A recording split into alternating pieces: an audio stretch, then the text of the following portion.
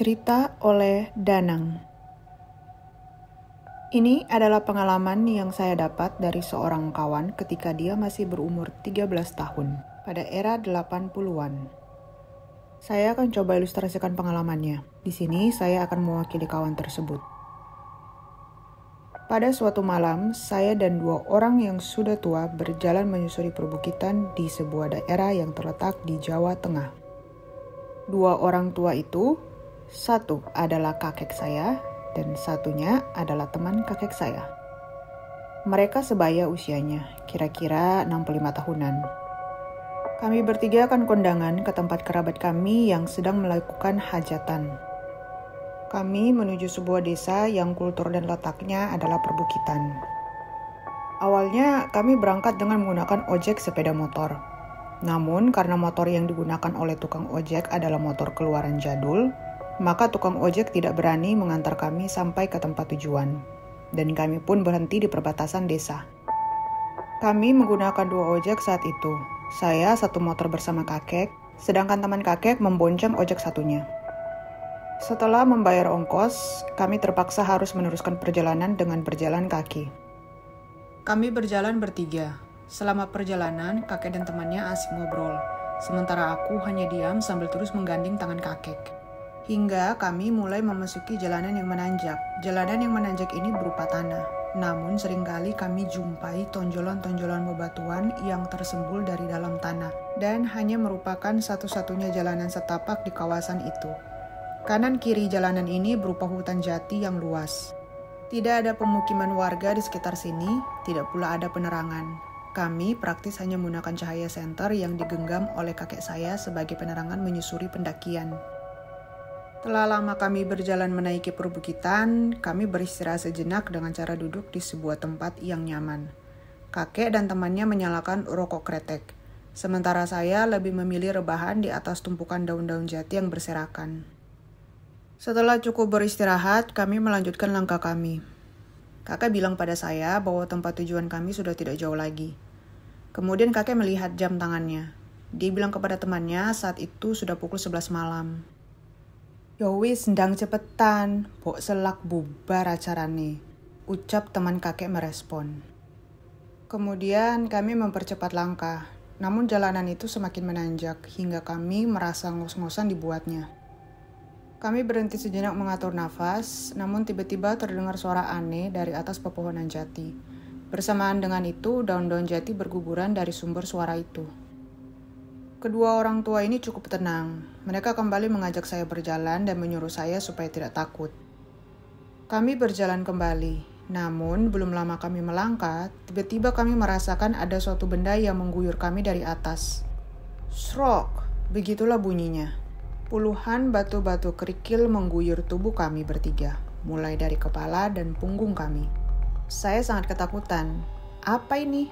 Kemudian langsung memeluk kakek dengan erat. Dibantu oleh cahaya senter, teman kakek saya mendongak ke atas, memeriksa sumber datangnya kerikil-kerikil yang telah menghujani tubuh kami. Namun, yang ia lihat adalah rimbunnya dedaunan pohon jati. Kakek dan temannya saling tatap, namun kemudian mereka mengajak saya kembali melangkah. Dengan masih ketakutan, saya ikuti ajakan mereka. Kami pun melanjutkan perjalanan. Namun, belum lama kami melangkah, kembali ada yang mengganggu. Kali ini kami ditimpuki oleh batu-batu kecil, yang jelas sedikit lebih besar dari batu-batu kerikil tadi. Lemparan-lemparan batu itu tidak henti hingga ada yang mengenai keningku. Rasanya sakit. Aku sangat ketakutan. Sambil memeluk tubuh kakek, saya menangis sejadinya. Kakek berusaha melindungiku dari lemparan-lemparan batu kecil tersebut. Dan tiba-tiba tercium aroma yang sangat busuk dibarengi suara lengkingan tawa yang terdengar berpindah-pindah di antara pohon-pohon jati sekitar kami. "Kurang ajar, wani ganggu kowe," terdengar keras suara teman kakek saya, dan saya melihat teman kakek saya ini menatap tajam ke arah salah satu pohon jati tidak jauh dari kami berdiri. Dalam pandangan saya, di pohon itu tidak terdapat apa-apa. "Rasakan kie," ucap teman kakek saya. Saya melihat kedua telapak tangannya disatukan, mulutnya tampak komat kamit, kemudian teman kakek saya ini mengarahkan kedua telapak tangannya seperti orang mendorong ke arah salah satu pohon jati yang terdapat tidak jauh dari kami. Ruak!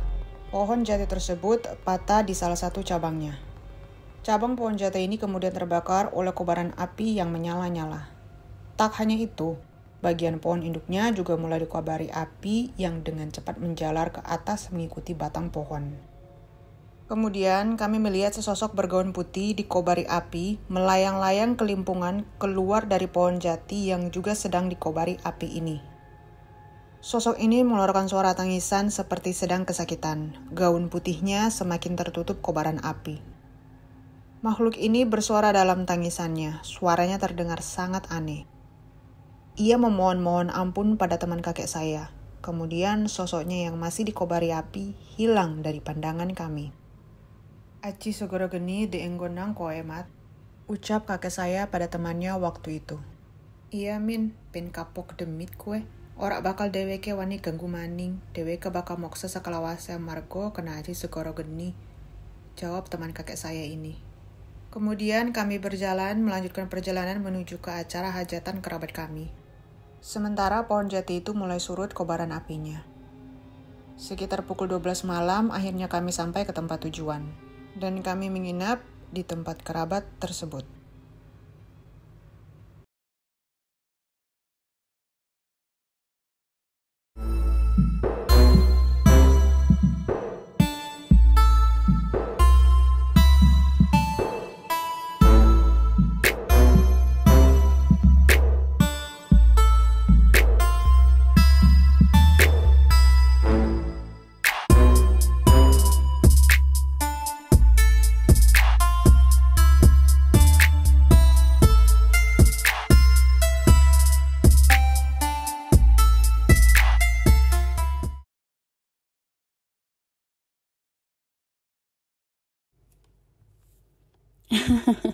Iya, benar-benar.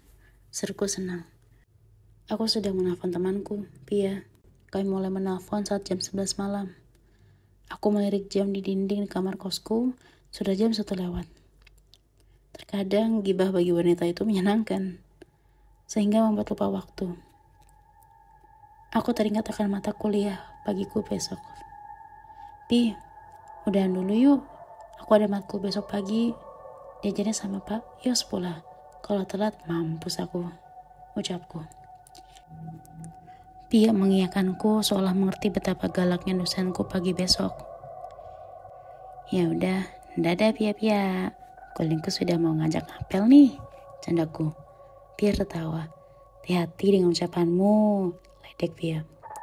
Setelah mengucapkan dadah berkali-kali, akhirnya sambungan telepon putus. Aku membaringkan tubuhku di kasur dan menarik selimut hingga dada. Aku buka ponsel ingin bermain sebentar dengan penda pipi itu sebelum akhirnya rasa kantuk menyerang mataku. Aku bergelung di bawah selimut, memeluk guling empuk yang menemaniku selama aku tinggal di kos ini.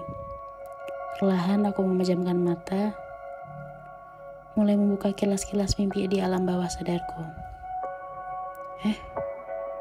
Bau apa nih? Aku mengendus mencium bau pandan yang menyeruak sampai ke dalam kamarku. Sejak kapan ada pandan di kamarku? Aku dengan malas buka mata. Bau ini begitu menyengat, mengganggu pernapasanku. Aku duduk di tepi kasur dengan gontai, berniat untuk minum air. Seteguk, 2 teguk. Aku menaruh gelas setelah meneguk air yang keempat. Aku kembali ke kasur, lalu mencoba tidur lagi. Bau pandan itu semakin parah, seolah bau itu berada di dekatku. Aku menutup hidung dengan gulingku. Tetap positive thinking bahwa bau pandan itu dari musang pandan yang mungkin ada di atap. Besok aku harus menyuruh mengusap pemeriksa atap. Cuma, gulingku yang wangi bahkan tak mampu mengalahkan bau-bau tidak sedap ini. Aku mendengus kesal. Ingin tidur pun susah banget. Bau banget sih, bikin mual aja. Aku kesal. Musangnya ada berapa sih? 1, 2. Terlalu bau sekali. Aku hendak memejamkan mata lagi saat aku merasakan bulu kuduku meremang. Pikiranku mulai kalut, tidak tenang. Astaga, pikir positif, Dira. Berpikir positif. Hawa dingin menusuk leherku. Seakan belum cukup membuatku ketakutan. Aku merasa sesuatu memperhatikanku dari jauh. Aku berusaha bodoh amat dan menutup seluruh tubuhku dengan selimut. Namun, aku seakan ingin mati di dunia ini ketika selimutku ditarik paksa dan melihat sosok tinggi seperti guling yang tersenyum lebar. Memperlihatkan mata bolong, wajah berdarah, bernanah, dan belatung di mana-mana. Saya tersenyum begitu lebar, seolah merobek wajahnya sendiri. Aku yakin aku pingsan setelah sosok itu mengucapkan kalimat yang tidak akan pernah aku lupakan. Aku nungguin dari tadi loh. Kita kan mau jalan.